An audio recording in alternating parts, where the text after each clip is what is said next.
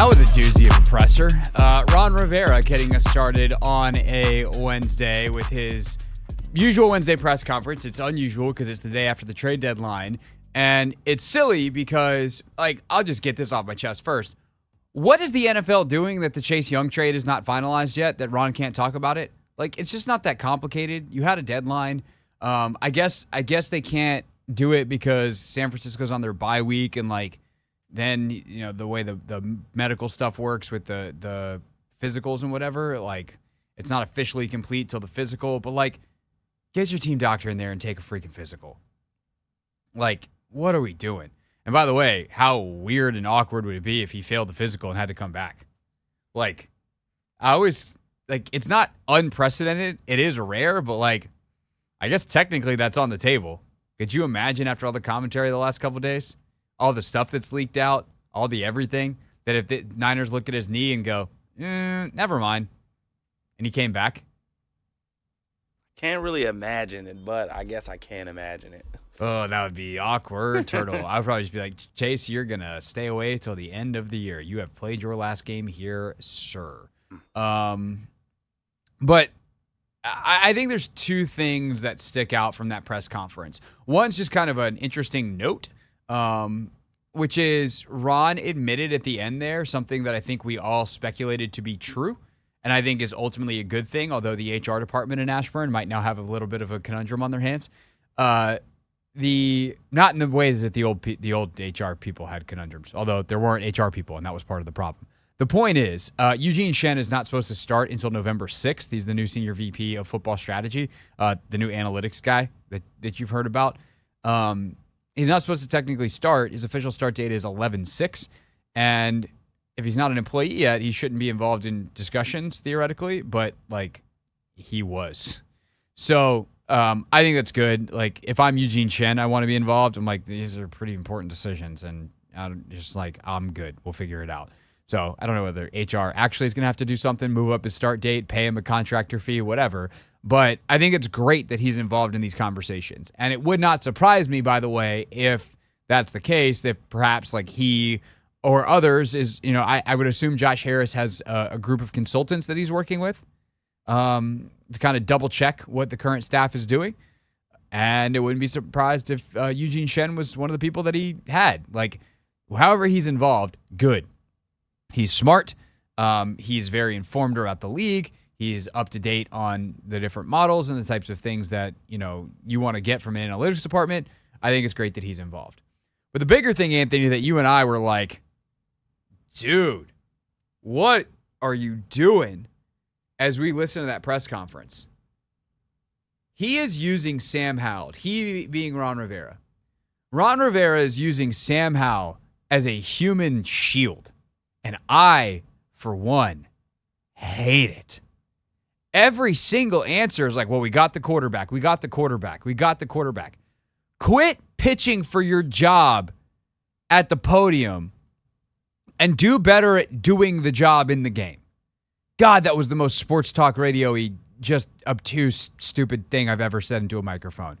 But seriously, man, I get why people get into this career and say just the most obvious, inane stuff.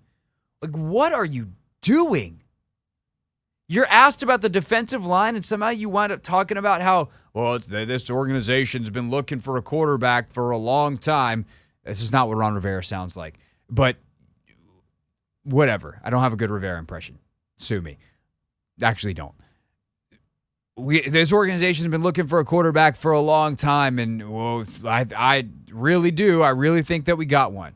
The truth of the matter is, more than anything else, Sam Howell, Sam, the quarterback, blah, blah, blah, blah, barf. Just answer the questions. Just talk about how your defense is 28th in DVOA, despite the fact that you have more investment on that side of the ball than the other side of the ball, which is more or less played kind of what we thought it would be this year. And by the way, you're a defensive head coach. Just talk about how you haven't been able to figure out how to be consistent on that side of the ball in 4 freaking years, despite the fact that you had 3 borderline Pro Bowl defensive linemen when you got here. You drafted a guy who was supposed to be a generational talent. Now you just had to trade him away because you botched that one so bad. for a compensatory third-round pick. You also took a linebacker, which is supposed to be your position of specialty in the first round a couple years ago, and you can't even play that guy 100% of snaps until this year when the guy you brought in to replace him, even though you didn't really need replacing, finally after 3 years, wasn't that good and then got hurt when he finally started to round into form because you don't seem to understand that the season starts in September and not in the middle of October. That your first-round DB that you drafted to be the playmaker has had nothing but plays made on him, and you benched him. That your second-round pick from this year, who was supposed to do something, can't be put in a position to do anything well, and you keep moving him around. That's probably not helping things. Just talk about that stuff. Quit talking about the excitement you have for a future you're not going to be a part of. And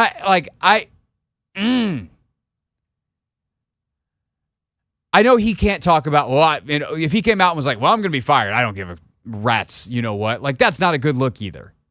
But could you focus on now? Could you focus on something? You know, he talked on Sunday about all I can do is look one game at a time. And he had this like very Belichickian, we're on to Cincinnati thing happening.